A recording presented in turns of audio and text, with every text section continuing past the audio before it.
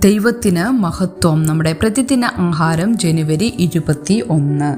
കാപ്പി നിശ്വാസം. പൂർണ്ണവിനയത്തോടും സൗമ്യതയോടും ദീർഘക്ഷമയോടും കൂടെ നടക്കുകയും സ്നേഹത്തിൽ അന്യോന്യം പൊറുക്കുകയും. അപ്പോസ്തലനായ പൗലോസ് എഫേസ്യർക്ക് എഴുതിയ ലേഖനം 4-ാം അധ്യായം 2-ാം വാക്യം. വർഷങ്ങൾക്ക് മുമ്പ് ഒരു ദിവസം രാവിലെ ഞാൻ എൻ്റെ കസേരയിൽ ഇരിക്കുമ്പോൾ എൻ്റെ ഇളയ മകൾ താഴേക്ക് വന്ന് എൻ്റെ നേരെ അടുത്തു വന്ന് അവൾ എൻ്റെ മടിയിലേക്ക് ചാടിക്കയറിയിരുന്നു. ഞാൻ അവളുടെ തലയിൽ ഒരു പിതൃതുല്യമായ ആശ്ലേഷവും മൃദുവായ ഒരു ചുംബനവും നൽകി. അവൾ ആവേശത്തോടെ ഞരങ്ങി. എന്നാൽ പിന്നീട് അവൾ നെറ്റി ചൊളിച്ചു, മൂക്ക് ചുരുട്ടി, എൻ്റെ കാപ്പിക്കപ്പിലേക്ക് കുറ്റപ്പെടുത്തുന്ന നോട്ടമെറിഞ്ഞ് ഡാഡി, അവൾ ഗൗരവത്തോടെ പ്രഖ്യാപിച്ചു. ഞാൻ ഡാഡിയെ സ്നേഹിക്കുന്നു, എനിക്ക് ഡാഡിയെ ഇഷ്ടമാണ്, പക്ഷെ ഡാഡിയുടെ മണം എനിക്ക് ഇഷ്ടമല്ല. എൻ്റെ മകൾ ഒരു പക്ഷേ അറിവില്ലാതെ ആയിരിക്കാം അത്രയും പറഞ്ഞത്. പക്ഷേ അവൾ കൃപയോടും സത്യത്തോടും കൂടെ സംസാരിച്ചു. അവൾ എൻ്റെ വികാരങ്ങളെ വ്രണപ്പെടുത്താൻ ആഗ്രഹിച്ചില്ല, പക്ഷേ എന്നോട് എന്തെങ്കിലും പറയാൻ അവൾ നിർബന്ധിതയായി. നമ്മൾ ചിലപ്പോഴൊക്കെ ഇത് നമ്മുടെ ബന്ധങ്ങളിലും പ്രയോഗിക്കേണ്ടതായുണ്ട്.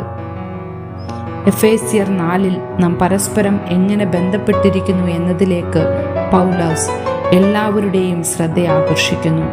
പ്രത്യേകിച്ച് ബുദ്ധിമുട്ടുള്ള സത്യങ്ങൾ പറയുമ്പോൾ. നിങ്ങളെ വിളിച്ചിരിക്കുന്ന വിളിക്ക് യോഗ്യമാവണ്ണം പൂർണ്ണ വിനയത്തോടും സൗമ്യതയോടും ദീർഘക്ഷമയോടും കൂടെ നടക്കുകയും സ്നേഹത്തിൽ അന്യോന്യം പൊറുക്കുകയും ആത്മാവിൻ്റെ ഐക്യത സമാധാന ബന്ധത്തിൽ കാപ്പാൻ ശ്രമിക്കുകയും ചെയ്യുവീൻ. വിനയം, സൗമ്യത, ക്ഷമ എന്നിവയാണ് നമ്മുടെ ബന്ധത്തിൻ്റെ അടിസ്ഥാനം. ദൈവം നമ്മെ നയിക്കുന്നതുപോലെ ആ സ്വഭാവ ഗുണങ്ങൾ നട്ടുവളർത്തുന്നത് നമ്മെ സ്നേഹത്തിൽ സത്യം സംസാരിക്കാൻ സഹായിക്കും. കേൾക്കുന്നവർക്ക് കൃപ ലഭിക്കേണ്ടതിന് ആവശ്യം പോലെ ആത്മീക വർധനയ്ക്കായി ആശയവിനിമയം നടത്താൻ ശ്രമിക്കുക. ബലഹീനതകളെക്കുറിച്ചോ സ്വയാവബോധത്തെക്കുറിച്ചോ ചോദ്യം ചെയ്യപ്പെടുന്നത് ആരും തന്നെ ഇഷ്ടപ്പെടുന്നില്ല. എന്നാൽ നമ്മെക്കുറിച്ച് എന്തെങ്കിലും മണം ലഭിക്കുമ്പോൾ കൃപയോടും സത്യത്തോടും വിനയത്തോടും സൗമ്യതയോടും കൂടി സംസാരിക്കാൻ നമ്മുടെ ജീവിതത്തിലേക്ക് വിശ്വസ്തരായ സുഹൃത്തുക്കളെ ഉപയോഗിക്കാൻ ദൈവത്തിന് കഴിയും. ചിന്തിക്കുക, എപ്പോഴാണ് നിങ്ങളെ ആരെങ്കിലും സൗമ്യമായി പ്രകോപിപ്പിച്ചത്?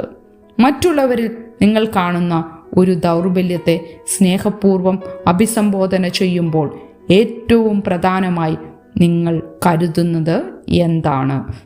ദൈവത്തിന് മഹത്വം.